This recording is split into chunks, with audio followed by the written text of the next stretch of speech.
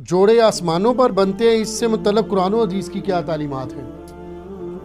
دیکھیں جی، جوڑے آسمانوں پہ بننے کا صرف ایشو نہیں ہے، بلکہ سب کچھ ہی آسمانوں پہ ہی ہو رہا ہے۔ تقدیر کے اندر تو اللہ تعالیٰ نے اپنے ڈیوائن وزڈم سے چیزیں لکھ دی ہوئی ہیں، ٹھیک، البتہ ظاہر ہے کہ اس کی ایگزیکیوشن دنیا میں ہوتی ہے، لیکن اس کا یہ مطلب نہیں ہے کہ آپ نے جو ہے وہ دنیاوی طور پہ نہیں چیزوں کو دیکھنا۔ لوگ جو ہے وہ شادی کے اوپر استخارے بھی کرواتے پھر رہے ہوتے ہیں۔ استخارہ تو بالکل اینڈ والی چیز ہے۔ استخارہ تو اللہ سے مشورہ ہے، بندوں سے بھی مشورہ کرنا ہے۔ نبی علیہ السلام نبیوں کے صحابہ سے مشورہ کرتے تھے، استخارے پہ نہیں سب کچھ چیزوں کو چھوڑ دیا ہوتا۔ دنیاوی طور پہ آپ نے رشتہ کرتے وقت دیکھنا ہے کہ معاملات کیسے ہیں۔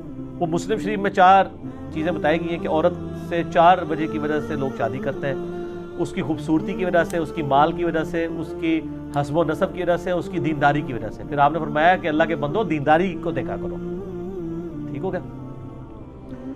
تو ان چیزوں کو دیکھنا چاہیے۔ باقی اگر کسی کی قسمت میں کوئی مسئلہ لکھا ہے تو وہ تو آپ دیکھ لیں۔ حضرت نوح علیہ السلام اور لوط علیہ السلام 2 پیغمبر ہیں، سورہ تحریم کا آخری رکوع پڑھ کے دیکھ لیں، ان کی بیویاں بھی کافرہ نکلی ہیں۔ وہ ایک علیحدہ معاملہ ہے، اپنی طرف سے کوشش کریں۔ باقی تقدیر میں جو کچھ لکھا ہے وہ اللہ نے اپنے علم سے لکھا ہوا ہے، مستقبل میں ہونے والا، نہ کہ ہمیں اس تقدیر کا پابند کیا ہوا ہے، بلکہ جو کچھ ہونا تھا وہ اللہ کے علم میں پہلے سے تھا، نہ یہ کہ اس نے پابند کیا کہ ہم یہ کریں۔ البتہ جب ہو جائے نا، پھر آپ یہ کہہ سکتے ہیں کہ میری نصیب میں یہ لکھا تھا۔ ایک بندہ پیپر دینے کے لیے اسکول ہی نہیں جاتا اور فیل ہو جاتا ہے، پھر کہ جی میری قسمت میں ہی لکھا تھا۔ وہ تو خود ہی نہیں گیا، خالی پیپر دیا ہے، فیل آیا ہے۔ تو قسمت میں یہ لکھا تھا کہ اگر خالی پیپر دے گا تو فیل ہی ہوئے گا، اور اگر پڑھایا دے گا تو پاس ہو جائے گا۔ یہ بھی لکھا سی قسمت، تو اسی وہ اڈاپٹ کر لیا، ٹھیک ہو گیا۔ باقی دعا کی تو امپورٹنس ہے۔ صحیح مسلم میں حدیث ہے، جو شخص یہ چاہے کہ اس کی عمر دراز کر دی جائے اور اس کے رزق میں برکت ہو تو وہ اپنے رشتہ داروں سے صلہ رحمی کرے۔ رشتہ داروں کے ساتھ حسن سلوک کرنے سے آپ کی دولت بھی بڑھتی ہے اور عمر بھی۔ اور رشتہ داروں میں پہلے نمبر پہ ماں باپ، بیوی، بچے اور بہن بھائی ہیں، باقی بعد میں۔ لوگ رشتہ داروں سے فوراً سمجھتے ہیں کزنز، اور بہن بھائیوں کو چھوڑ دیتے ہیں، ماں باپ کو چھوڑ دیتے ہیں، بیوی بچوں کو چھوڑ دیتے ہیں۔ تو بخاری اور مسلم دونوں میں یہ حدیث ہے کہ جس شخص کی یہ خواہش ہو کہ اس کے رزق میں برکت ہو اور عمر میں برکت ہو جائے، وہ اپنے رشتہ داروں کے ساتھ اس نے سلوک کرے۔ ظاہر ہے اس نے سلوک یہ ہے کہ آپ نے اخلاقی طور پہ بھی اور مالی مدد بھی ان کی کرنی ہے، ٹھیک۔ تو اس کا مطلب ہے دعا سے تقدیر بدلتی ہے۔ لیکن یہ بھی تقدیر میں لکھا ہوتا ہے کہ اس کی عمر تو تھی 60 سال، اس نے اپنے بہن بھائیوں کے ساتھ اس نے سلوک کیا، ہم نے اس کو 80 کر دینا ہے۔ اب وہ کرے گا تو ہو جائے گا۔ اب دنیا میں اگر کوئی شخص بسم اللہ پڑھ کے ساکٹ میں 2 انگلیاں دے دے گا تو انشاءاللہ تعالیٰ وہ مر جائے گا۔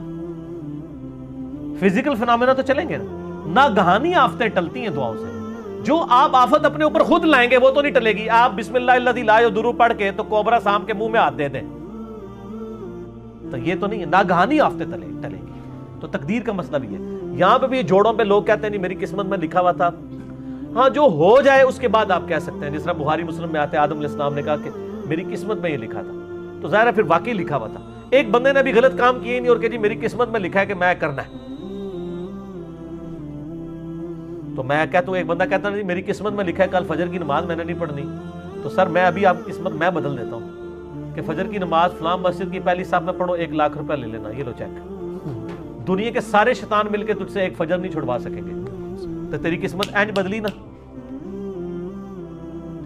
اور تقدیر کے اوپر مسئلہ نمبر 104 ABC 3 میرے لیکچر ہیں، میں نے ڈیٹیل کے ساتھ اس میں بتایا کہ بدقسمتی انسان خود کماتا ہے۔ اور سورہ طٰہٰ کے اندر بھی ایک آیت آتی ہے، یہ کریٹیکل ٹاپک ہے تو میں وہ آیت چاہ رہا ہوں یہاں پہ کوٹ کر دوں، بالکل اینڈ کے اوپر جاتی ہے۔ اللہ نے فرمایا بدبخت کون ہوتا ہے؟ وہ ہوتا ہے جو اپنی بدبختی خود کماتا ہے۔ سورہ طٰہٰ کی آیت نمبر ہے 123۔ یہ اب انگریزی عربی میں بعض کا تو میں 2 کو 3 پڑھ جاتا ہوں، وہ اس طرح جڑا ہوا لکھا ہوتا ہے چھوٹا سا۔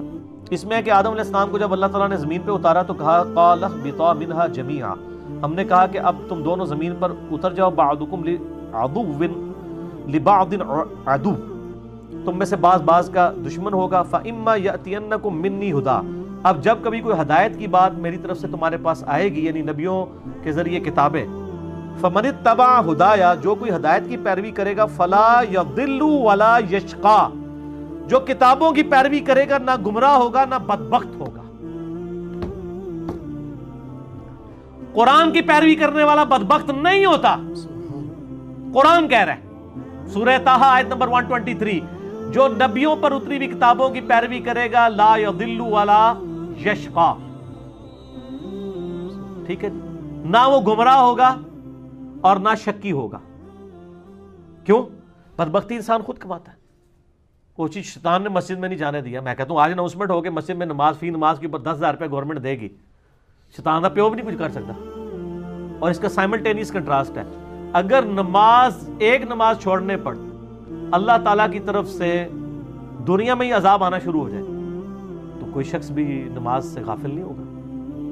اگر انسان مسجد کی طرف نہ جائے تو اس کے پاؤں پہ اسی وقت فالج گرے تو اگلی نماز کے لیے تو کہے گا یا اللہ ایک بار میری ٹانگیں ٹھیک کر دے، میں پہلے جا کے مسیتی پہ جاؤں. تو دنیا کو اللہ نے فزیکل چیزوں کے ساتھ جوڑا ہوا ہے، آخرت چونکہ ادھار ہے، چھپی ہوئی ہے، اس لیے انسان جو ہے اس معاملے میں